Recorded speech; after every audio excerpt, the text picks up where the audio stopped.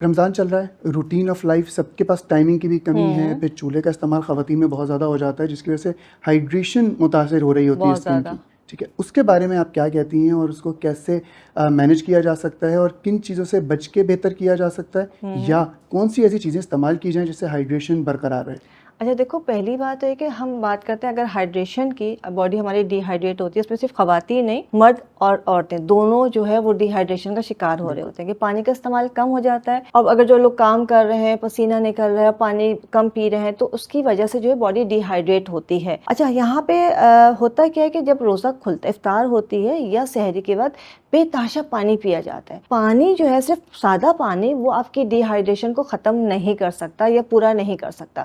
پانی پینا ہمارے لیے بہت ضروری ہے، لیکن ایک ساتھ جب بہت زیادہ پانی پیتے ہیں تو وہ پیٹ کے لیے نقصان دہ ہوتا ہے. آپ کو پتہ ہے کھانا کھایا اسی وقت بہت زیادہ پانی پی لیں گے، وہ پراپر ڈائجسٹ نہیں ہوگا، تو آپ کے لیے مسئلے مسائل کھڑے ہو جاتے ہیں. پانی آپ کم پئیں، لیکن الیکٹرولائٹس کا استعمال زیادہ ضروری ہے. اگر آپ پراپر کرتے ہیں تو آپ کی جو ڈی ہائیڈریشن ہے وہ بھی صحیح ہو جائے گی، آپ کی باڈی ہائیڈریٹ رہے گی. آپ سمجھ لیں کہ لیمو پانی ہم بنا کے پی رہے ہوتے ہیں، یا ناریل پانی پی رہے ہوتے ہیں، یا چیا سیڈ یا تخم بالنگا جو ہے وہ ڈال کے پانی میں پی رہے ہوتے ہیں. تو یہ وہ چیزیں ہیں جو باڈی کو تمام فائبر بھی دیتی ہیں، الیکٹرولائٹس بھی دیتی ہیں، اور آپ کی باڈی کو ایک اچھا رچ پروٹین بھی دے رہی ہوتی ہے، جس کی وجہ سے آپ کو ڈی ہائیڈریشن نہیں ہوتی.